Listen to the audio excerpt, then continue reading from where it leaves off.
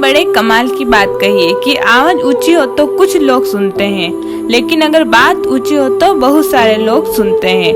यह एक छोटी सी कहानी है। यह कहानी एक लड़के की है जो 24 साल का था और एक सेठ के यहाँ नौकरी करता था। उसके माँ बाप इस दुनिया में नहीं थे। जिंदगी बहुत परेशानी से चल रही थी।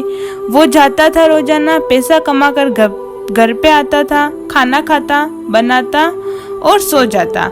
एक दिन उसने 4 चपाती बनाई और सब्जी बनाई। हाथ मुंह धोकर के वापस आया तो 3 चपाती बची।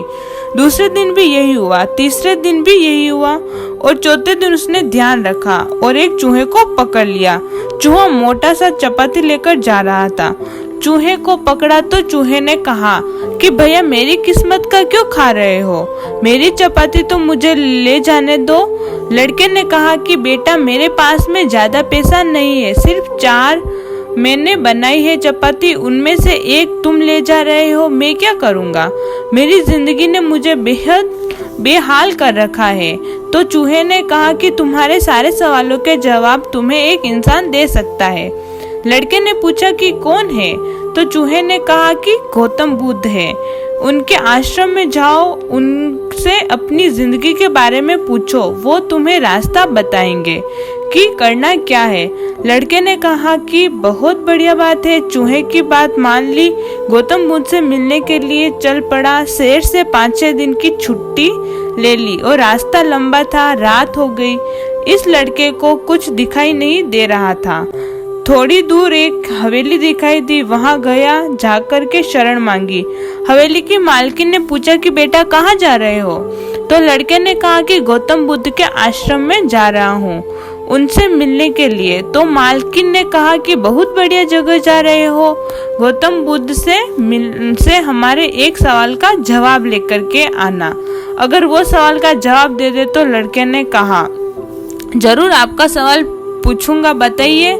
तो हवेली की मालकिन ने कहा कि बेटा मेरी 20 साल की एक बेटी है जो 20 सालों से एक शब्द नहीं बोली है, वह बोल नहीं सकती है। बस उनसे यह पूछ लेना कि यह बेटी कब बोलेगी।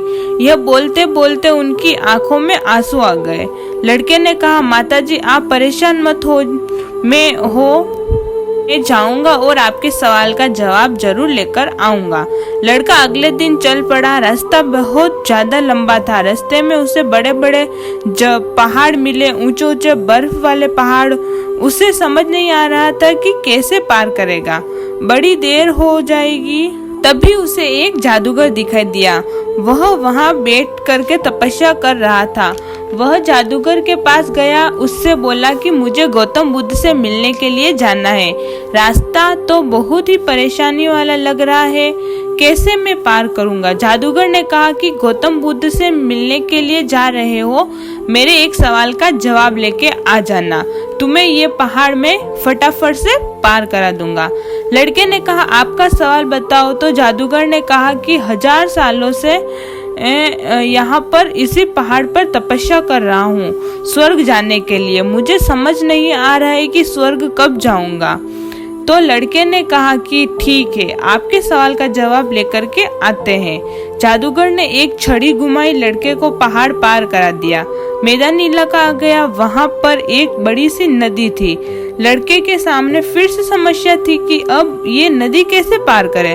तभी उसे वहां पर एक बड़ा सा कछुआ दिखाई दिया। कछुए से मदद मांगी आपकी पीठ पर बिठा करके मुझे नदी पार करवा दीजिए। कछुए ने कहा कि ठीक है। जब नदी पार कर रहे थे तो कछुए ने पूछा कहाँ जा रहे हो। तो लड़के ने कहा कि गौतम बुद्ध से मिलने जा रहा हूँ। कछुए ने कहा वाह यार, बड़ी अच्छी जगह जा रहे हो, मेरा एक काम करना, मेरे सवाल का जवाब ले आना।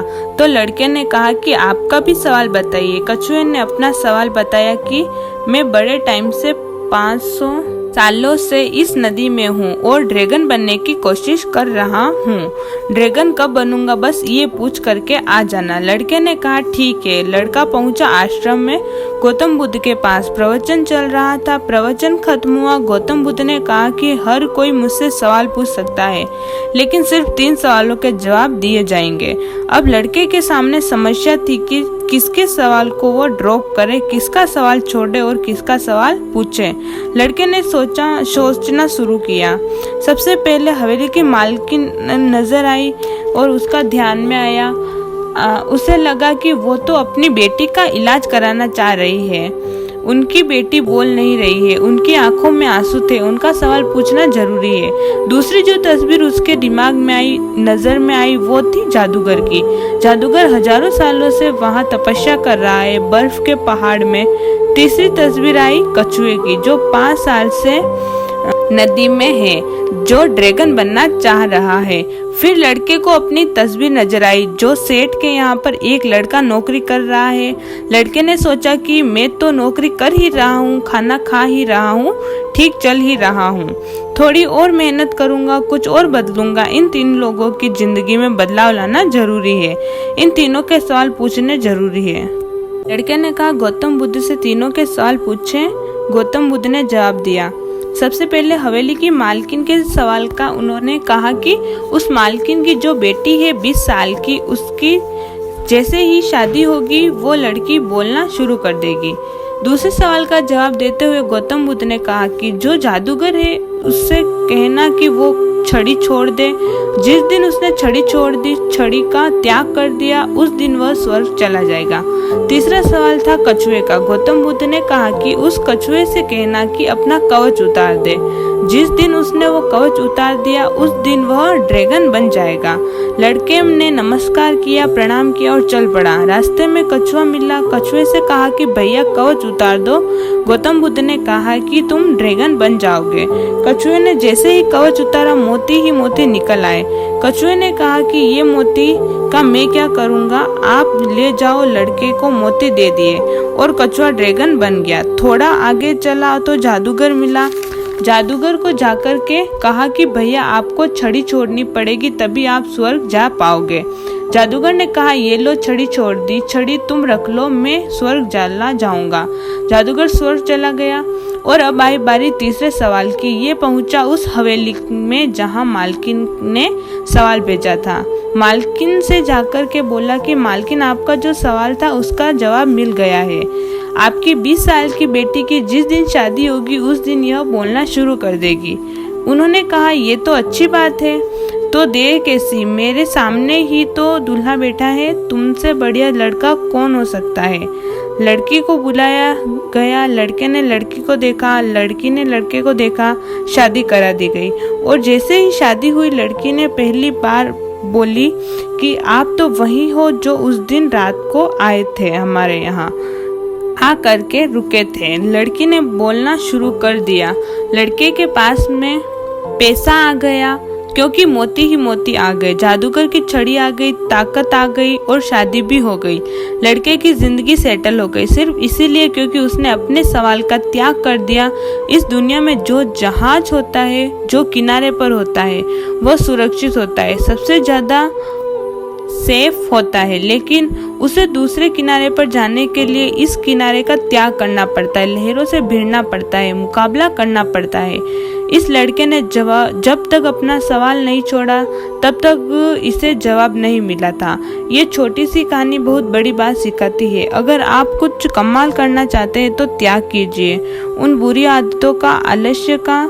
सुबह जल्दी उठना शुरू कर दीजिए। अपनी लाइफ में जो बैड हैबिट है उन्हें हटाइए, तभी आप कुछ कमाल कर पाएंगे। ऐसे ही मोटिवेशन कहानी के लिए हमारे चैनल को सब्सक्राइब कर दीजिए।